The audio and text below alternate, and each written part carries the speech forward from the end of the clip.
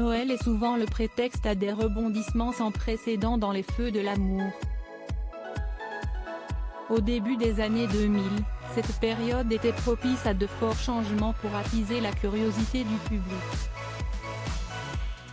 Cette année encore, les habitants de Genoa ne seront pas en manque de rebondissements, mais la production a opté pour une nouvelle stratégie, que les téléspectateurs de TF1 vont pouvoir découvrir dans les prochains jours.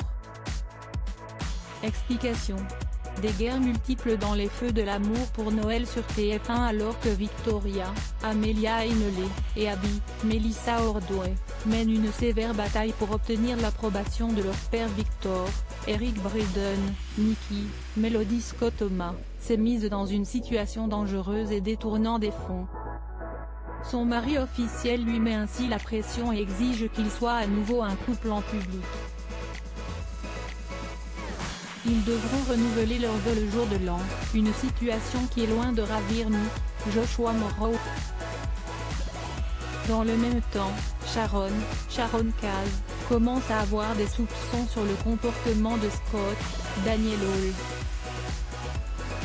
La révélation de son adultère est imminente et le couple fraîchement installé ensemble ne résistera pas à cette tempête.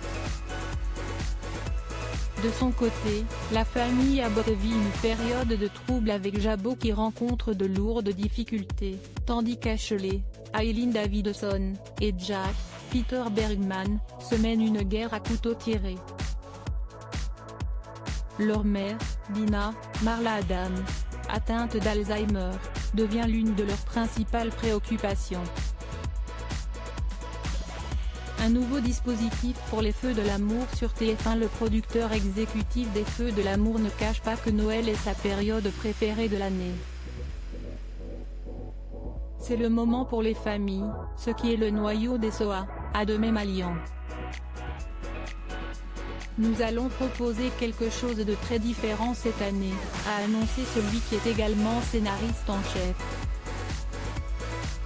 Nous avons mis en place des histoires et un décor qui est un vrai cadeau de Noël pour les téléspectateurs. Même les téléspectateurs qui ne suivent pas habituellement la série peuvent la regarder et tout comprendre. Il s'agit vraiment d'un moment à part que nous avons développé. En somme, Les Feux de l'amour pourra se regarder comme un téléfilm de Noël cette année sur TF1 pendant cette période populaire.